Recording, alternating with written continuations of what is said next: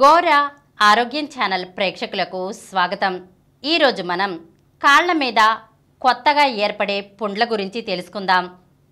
కాళ్ళ మీద కొత్తగా పుండ్లు తలెత్తితే వాటిని నిర్లక్ష్యం చేయకూడదు. అవి వెరికోజ్ వెయిన్స్ సమస్య మూలంగా ఏర్పడిన పుండ్లు అయి ఉండవచ్చు. అలాంటప్పుడు మూల కారణాన్ని చికిత్సతో సరిదిద్దుకోవాలి. వెరికోజ్ వెయిన్స్ సమస్య మందులతో తగ్గదు. కాళ్ళ మీద వచ్చిన నలుపును ఎటువంటి ఆయింట్మెంట్లు, నూనెలు తగ్గించలేవు. ఇలా చేయకూడదు కూడా. వెరికోజ్ వెయిన్స్ను తగ్గించాలంటే కన్జర్వేటివ్ లేదా సర్జికల్ పద్ధతులనే అవలంబించాలి. కన్జర్వేటివ్ మెథడ్లో వెరికోజ్ వెయిన్స్ సమస్య తీవ్రం కాకుండా కొన్నాళ్ల పాటు సాక్స్ వేసుకోవచ్చు. సాక్స్కు బదులుగా చేతికందిన గుడ్డలు కట్టేయకూడదు. సాక్స్ పద్ధతి కూడా ప్రారంభ దశలో ఉన్న వెరికోజ్ వెయిన్స్కే పనిచేస్తుంది. సాక్స్ కొంతవరకు సమస్యను కంట్రోల్ చేస్తుంది, కానీ నయం చేయదు. ఎప్పుడు సాక్స్ వేయడం మానేస్తే అప్పుడు తిరిగి వెరికోజ్ వెయిన్స్ ఉబ్బడం మొదలు పెడతాయి. కాబట్టి శాశ్వతంగా ఈ సమస్య తొలగించుకోవాలంటే లేజర్ సర్జరీని ఆశ్రయించాలి. పాత రోజుల్లో ఉబ్బిన సిరలను కత్తిరించి తీసేసేవాళ్ళు. దీని ఫలితం 60%. ఈ సర్జరీలో మత్తు ఇచ్చి కోసి సిరలను తీసేస్తారు.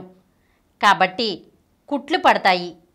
ఎక్కువ రోజులు ఆసుపత్రిలో ఉండాలి. కోలుకోవడానికి కూడా ఎక్కువ సమయం పడుతుంది. ఈ సర్జరీకి ప్రత్యామ్నాయంగా లేజర్ సర్జరీ అందుబాటులోకి వచ్చింది.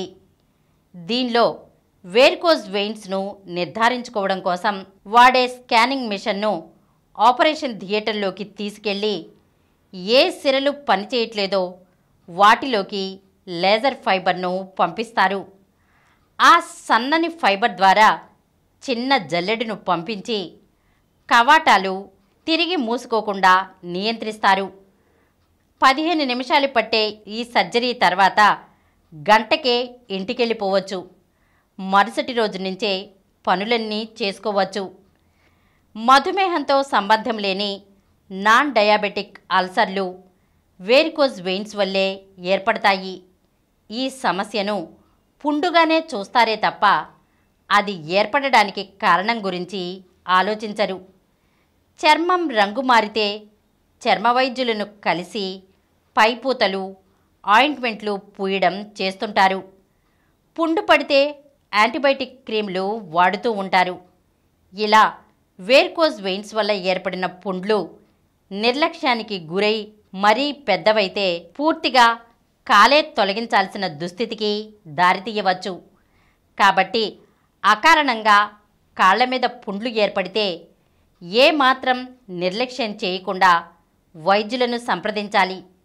30 నుంచి 50 ఏళ్లలోపు మహిళల్లో వెరికోజ్ వెయిన్స్ సమస్య మొదలవ్వచ్చు. మరీ ముఖ్యంగా గర్భిణీల్లో ఈ ఇబ్బంది తలెత్తే అవకాశాలు ఎక్కువ. గర్భంతో ఉన్నప్పుడు పెరిగిన శరీర బరువు వల్ల కాళ్లలోని సిర్ల మీద ఒత్తిడి పడుతుంది. దాంతో వెరికోజ్ వెయిన్స్ వచ్చే అవకాశాలు పెరుగుతాయి. మరీ ముఖ్యంగా తల్లిదండ్రుల్లో ఎవరికైనా వెరికోజ్ వెయిన్స్ ఉంటే గర్భిణులు మరింత అప్రమత్తంగా ఉండాలి. గర్భంతో ఉన్న వైద్యుల సూచనల మేరకు పిక్కల కదలికలు పెంచే వ్యాయామాలు క్రమం తప్పకుండా చేయాలి. కొందరు గర్భిణుల్లో గర్భంతో ఉన్నప్పుడు కనిపించే వెరికోజ్ వెయిన్స్ ప్రసవం తర్వాత తగ్గిపోవచ్చు. ఇంకొందరికి ప్రసవం తర్వాత కూడా కొనసాగవచ్చు. ఈరోజు మనం కాళ్ల మీద కొత్తగా ఏర్పడే పుండ్లు గురించి తెలుసుకున్నాం కదా. మరొక అంశంతో మళ్ళీ కలుద్దాం.